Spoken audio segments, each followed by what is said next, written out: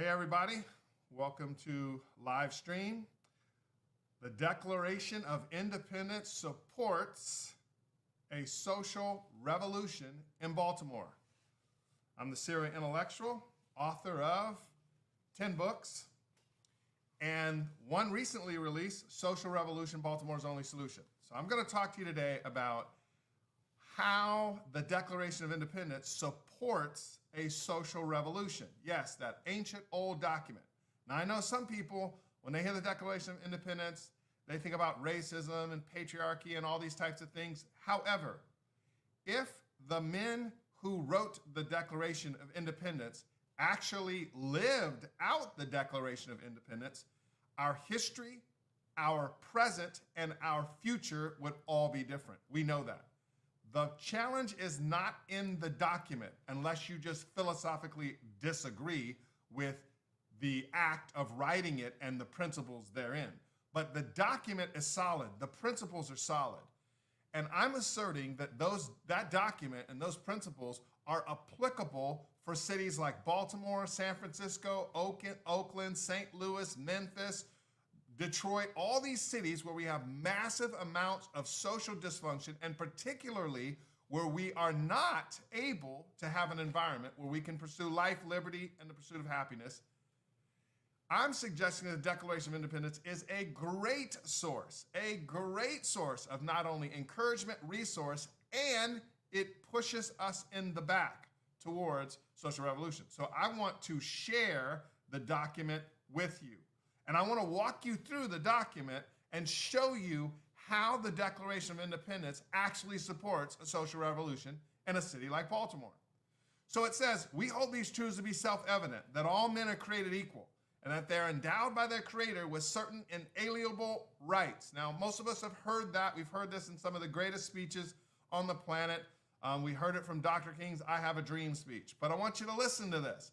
It says, and among these, by the way, these aren't the only inalienable rights, according to the Declaration.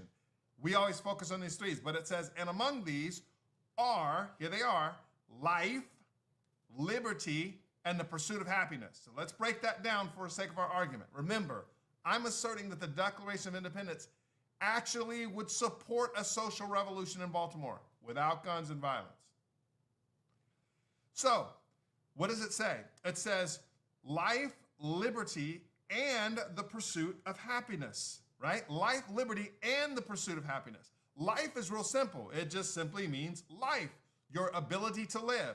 What the Declaration of Independence is saying is that the job of the government is to create an environment where we can live, like a greenhouse, right? Where the harsh elements of life won't get to us, right? Where violence and all these things won't cut our lives short. So if we have environments in our cities that are cutting our ability or hindering our ability to have a good life and to, frankly, just live, it's contrary to the Declaration, okay? But not just life, but also liberty. Now, liberty means freedom. So we have things called amendments. Most Americans have forgot about these things, but there are things called amendments. And we have this amendment called free speech, which has been greatly challenged. We've seen people canceled and their bank accounts frozen and they're fired because they won't go along with the narrative, right? So this says an inalienable right is life, but also liberty. And third, the pursuit of happiness. Now, it doesn't say the guarantee of happiness. It is not the government's job to guarantee our happiness. It is the government's job to place us or help us to be in an environment where we can pursue happiness. Now, if you live in a city that is wrought with violence, and not just gun violence, but carjackings and robberies and theft and stick-em-ups and beat downs and all, and the gangs run the whole city, I want you to ask yourself a question. Is that an environment for life, liberty, and the pursuit of happiness? The answer is no. It's not. It's not. So I want you to think about this. The document goes on to say that to secure these rights, Governments are instituted among men, deriving their just powers from the consent of the governed. What this means is that those in power got their power and received their power from you. You gave them the power. You're the one that put them in the place of government. And it's their job to actually create the environment where we can have access to life, liberty, and the pursuit of happiness. That's their job. It's the consent of the governed. Off the bat, we have inalienable rights which cannot be taken away by the government, and then the power that they have comes from us, right? So I don't see big, mighty fist government in this document at all. So those of you who want big, heavy-handed government, this is not a good document for you, and it's probably why it's all but disappeared, because philosophically, it is not big government. It is small government, but it is effective and targeted government. Now, I want you to see something, and here comes the crux of the argument of why I believe the Declaration of Independence supports a social revolution in a city like Baltimore. It says that whenever any form of government, what does any form of government mean? It means any form of government, right? Any form of government means any form. It would mean like Baltimore City Council, the mayor, right? It means any form of government. Whenever any form of government becomes destructive of these ends, what ends? Life, liberty, and the pursuit of happiness. Let's break this down. When it says destructive to the pursuit of these ends, we think about, oh no, Putin, oh no. No. You can be actively destructive, be a despot, which the word is used later in the document, right? Some type of oligarchy, a monarchy, right? You can be a cruel kingship or a ruler, but you can also be just as destructive passively. So destructive to what ends? Destructive to your ability to have access to life, liberty, and the pursuit of happiness. When any time a government becomes destructive to those ends, whether they're doing it actively, they're coming into your house, arresting you, canceling you because you don't believe the narrative about something, that's destructive. Or when a government is not doing what it's supposed to do, that's passive. Both are destructive. And what we have in large part in cities like Baltimore is a lot of passivity, a lot of sitting on the hands, a lot of people who are not doing what they should be doing to actually secure an environment where we can pursue life, liberty, and happiness. So it says when any form of government becomes destructive of these ends, watch this, it is the right of the people to alter or abolish it and to institute new government. It is the right of the people. Notice, we have inalienable rights. Government can't touch that, right? The government itself gains its power from the consent of the government, from the people, right? And then it's our right to alter, abolish, and institute new government. This is why you don't hear these things, boys and girls. You're never going to hear this stuff. Never. It's one of the reasons why they love to have the Declaration of Independence buried in the Smithsonian's behind 5 feet of plexiglass with no-taking pictures. Listen, there are things about American history that we should be ashamed of, that were wicked and wrong and terrible and horrible. And there's some things about American history, well, that no one wants you to know because they don't want you to begin to get any ideas, right? Like this. It is the right of the people, here we go, to alter or to abolish and to institute new government. Let's talk about this. Alter, that's reform. That means you take what is in existence and you tweak it. That's reform. Reform is working within the systems and structures. Revolution is working outside of those systems and structures to replace them with new ones. So the Declaration of Independence says that whenever any form of government becomes destructive to these ends, it's the right of the people to alter it. So that means we have the right to change it. The fact that we've gone 10, 20, 30, 40 plus years with the same types of people in the same political parties doing essentially the same things without any change, and then them promising us that if you elect another one of us, we'll do something different, although it never changes. And now it's not really on them, it's on us. It's actually on us. The Declaration of Independence gives us the right to actually alter the government, to alter it, to tweak it. This means legislations. You've heard a lot about term limits. Well, listen, the politicians are never going to initiate term limits. Why would they do that? As a general rule, the people who cause the problems don't solve the problems. As a general rule. The people who create the problems don't solve the problems. The people who cultivate the problems don't solve the problems. The people who sustain the problems and feed the problems and benefit and profit off of the problems have no incentive to solve the problems. None whatsoever. They don't have any incentive to solve the problems. So it is our right to alter. But then it says to abolish. Now, what does abolish mean? It means to abolish. Like, get rid of it. Gone. You say, well, what does that mean? It means get rid of it. Like, gone. Get rid of it. It's gone. You pack it up, you put it in a bag, you take it to the trash, and it goes away. It's gone. You say, that's right. We need to get rid of so-and-so, and we need to get rid of this party. No. This says any form of government. Do you understand that we're under no obligation to be governed the way we are currently being governed? Do you understand that? Like, we don't have to have a mayor and a city council in Baltimore. We could have 8 people who run the whole city. We could have 3 people who run the city. We could have 1 person who runs the city. We could have 45 people who run the city. We could have that. You say, well, the current thing is messed up. We could change it. We could abolish it and put in a new way to run the city. Alter or abolish. And then it says, and institute new government.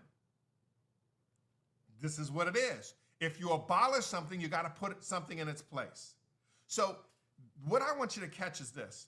The Declaration of Independence envisioned the fact that, hey, we're writing this to justify our actions, but these are abiding principles, which is why there's amendments in our constitutions.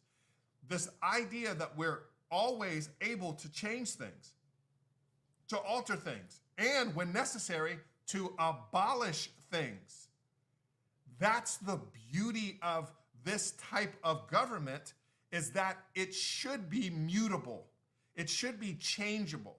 You should be able to alter it or abolish it. Alter it when it's just got like a little fracture in its bone, but also abolish it when there's a cancerous tumor that needs to be ripped out, right? Abolish it when you need to do like a hip replacement and take the old one out, put a new one in, to completely abolish it, and to institute new government. Now watch this. Laying its foundations on such principles, organizing its powers in such form as to them shall seem most likely to affect their safety and happiness. In other words, if you institute a new government, it should be to replace the old government, because the old government wasn't doing its job. What's its job? To create an environment where you have life, you have liberty, and you can pursue happiness. That's its job. If it's not doing that, either because it's a monarchy and it's harsh and it's oppressor, or it's not doing it because it doesn't want to deal with crime, and it doesn't want to deal with this, and it doesn't want to deal with that, and it doesn't want to take the tax dollars and use them for what it should be used, and it's corruption. Either way, we alter, abolish, establish new government for safety and happiness. For us, this is all for us. Now watch this. Prudence indeed will dictate that government long established should not be changed for light and transit causes. In other words, I don't like the color they painted the lanes, or I don't like where they put that park, or blah, blah, blah. No, we don't change for that stuff. And accordingly, now listen to this. This is profound. This document written so long ago. Listen to these words. It's scary. And accordingly, all experience has shown that mankind are more disposed to suffer while evils are sufferable than to right themselves by abolishing the forms to which they are accustomed. Wow. Let me read that again. It's crazy. It says this, and accordingly, all experience has shown that mankind are more disposed to suffer. Does that sound familiar in all of our major cities, like Baltimore? While evils are sufferable, than to right themselves by abolishing the forms to which they are accustomed.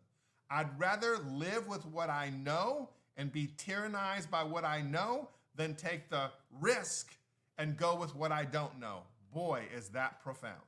I would rather suffer and be in all this misery and be subject to all this violence and all this chaos and all this dysfunction and all that stuff because I know it. I've grown up in it. It just seems so like logical to me. And you know, I know there's sirens every day, and I know there's murders every day, and I know there's all this stuff, and I know it's all wrong, but I know it.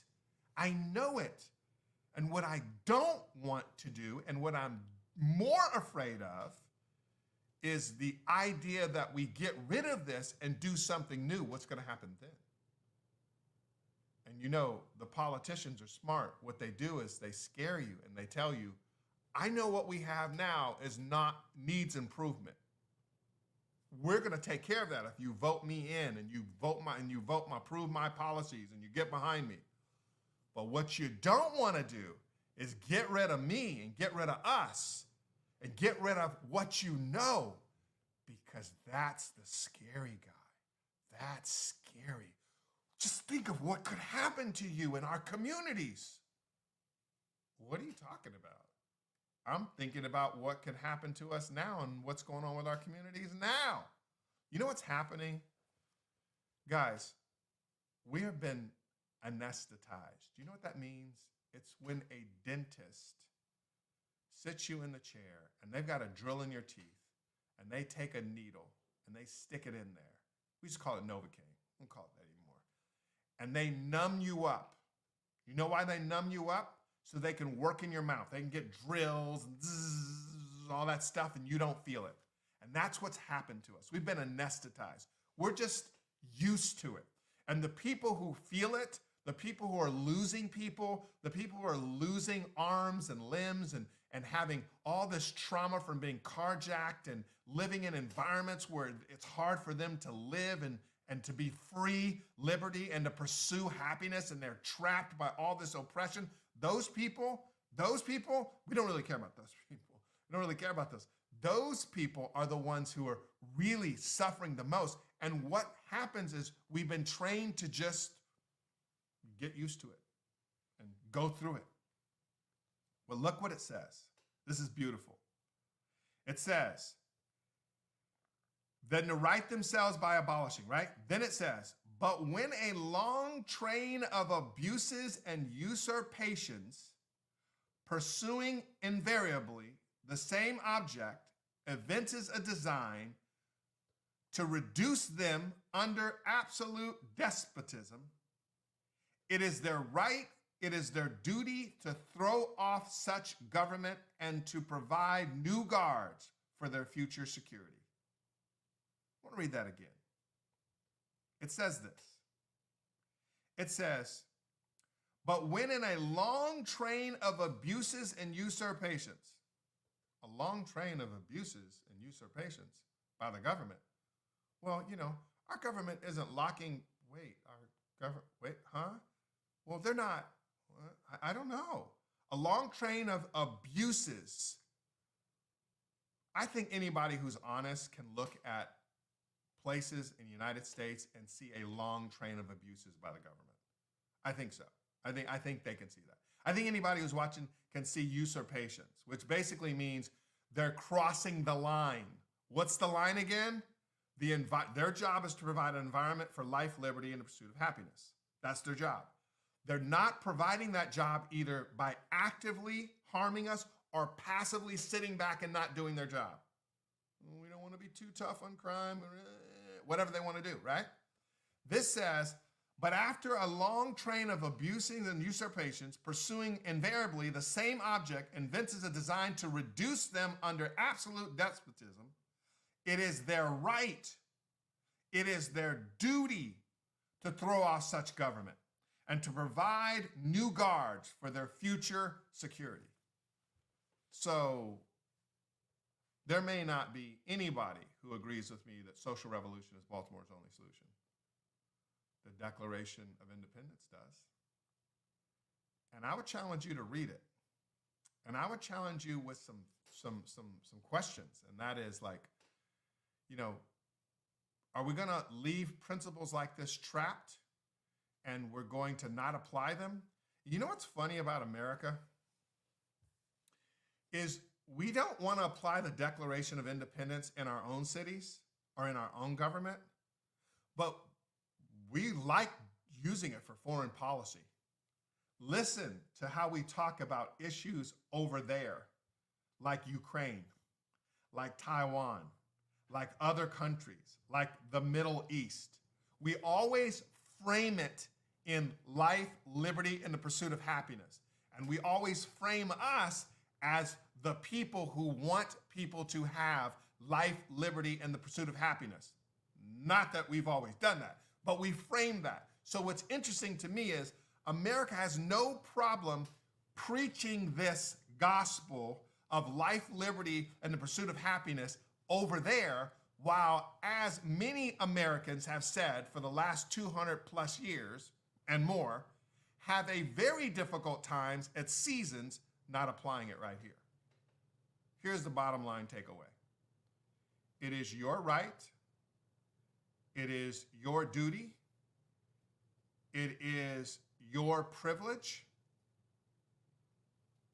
to alter or abolish and establish new government when you believe the people who are running your city, the people who are running your state, and the people who are running your nation are not creating an environment where you have your inalienable rights. Among those are life, liberty, and the pursuit of happiness. It's your right and duty to do something about it. Social revolution, Baltimore's only solution. Grace and peace.